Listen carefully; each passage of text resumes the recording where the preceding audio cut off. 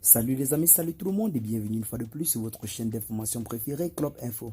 Aujourd'hui, dans cette étape pour une nouvelle note d'information, notamment du côté de la Côte d'Ivoire, où nous avons les nouvelles qui continuent toujours de circuler de toutes parts sur les réseaux sociaux, faisant état de ce que le président de la République de Côte d'Ivoire, son Excellence Alassane Dramane Ouattara, serait jusqu'à présent dans un état sanitaire pas très confortable.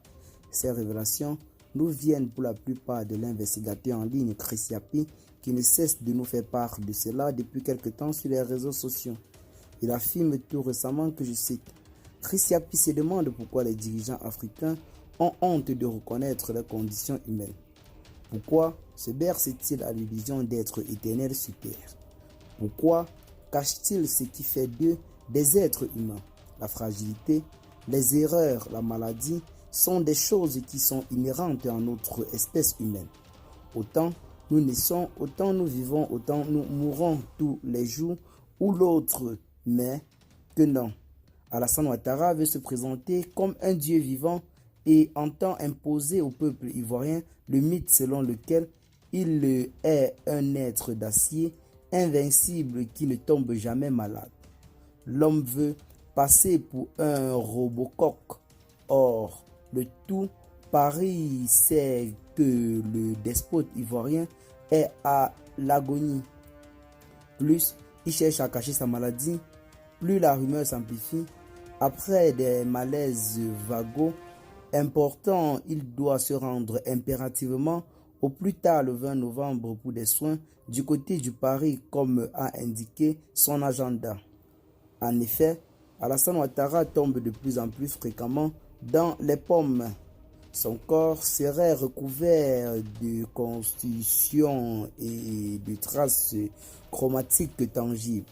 Sciatique, nodules béniens et prolifération, troubles hématologiques, spasmes baveux, hypertension artérielle, athénie subite, arythmie cardiaque et cérébrale, tremblement involontaire des membres inférieurs, perte fréquente de mémoire et d'identité personnelle. Alassane Ouattara est un sujet clinique ambulant et préoccupant. À la question de savoir si c'était une évacuation sanitaire d'urgence qui devrait s'opérer les prochains jours aux alentours du 20 novembre, nos interlocuteurs à la présidence, se voulant rassurants, ont plutôt précisé et indiqué que c'était un simple suivi médical ordinaire. Toujours est-il que désormais les conseils des ministres se tiendront au compte-gouttes selon l'état de lucidité ou de capacité de l'infortuné imposteur. Et ce sera vraisemblablement tous les 3 semaines. Mais puis, c'est que la Côte d'Ivoire est désormais un pilotage à vue, pendant que le dictateur, souvent alité multiple des manœuvres pour atteindre coûte que coûte son opposant principal Guillaume Soro et ses fidèles compagnons actuellement du côté de l'exil. Même dans la maladie, ce vieillard n'a ni honte ni pitié. Il veut faire le maximum de mal pour le temps qu'il lui reste sur terre. Détruire son prochain est sa devise. En attendant les gossips autour de la santé qui animent la sous-région ouest-africaine, mais comme d'habitude, ce sont les mêmes balivernes que ces communicants nous servent exactement comme les anciennes équipes des 2 premiers ministres défunts, Amadou Gon Coulibaly et Ahmed Bakayoko, nous servaient régulièrement. Pourtant, au final, ils sont tous brutalement décédés. Chris Yapi est préparé à entendre les jérémiades de Chamoton qui viendront glosser sur le fait qu'on ne devrait pas se réjouir de la maladie, même de ses adversaires politiques mortels. Quelle hypocrisie! Combien de fois n'a-t-on pas tenté de me donner la mort pour me faire taire? Qui veut-on tromper? Personne n'a oublié la joie, l'extase des moutons du RHDP sur les réseaux sociaux.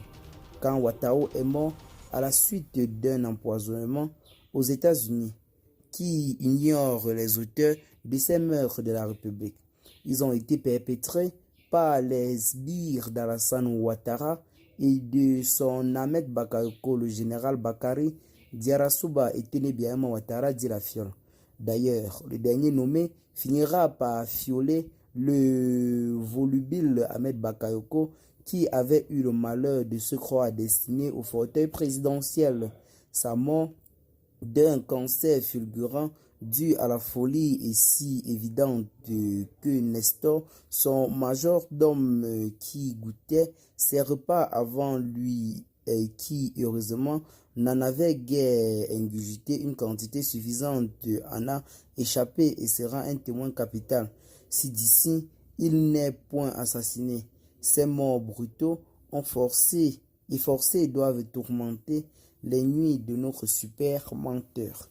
Eh bien les amis, ici nous avons bel et bien compris en quelque sorte ce petit récit de Christiapi, il nous fait savoir qu'en ce moment le chef de l'État ivoirien, son excellence Alassane Dramane Ouattara, se trouvait vraisemblablement dans un état sanitaire pas très confortable. Et c'est donc la raison pour laquelle dans les jours à venir, ce dernier sera évacué en quelque sorte du côté de Paris pour des suivis médicaux. Eh bien les amis, c'est donc sur ce pas que nous allons nous séparer pour ce qui est de cette petite note d'information. Partagez la vidéo, vos amis si vous l'avez trouvée intéressante, abonnez-vous à la chaîne si ce n'est pas encore fait et à très bientôt pour de nouvelles notes d'information. Bye bye.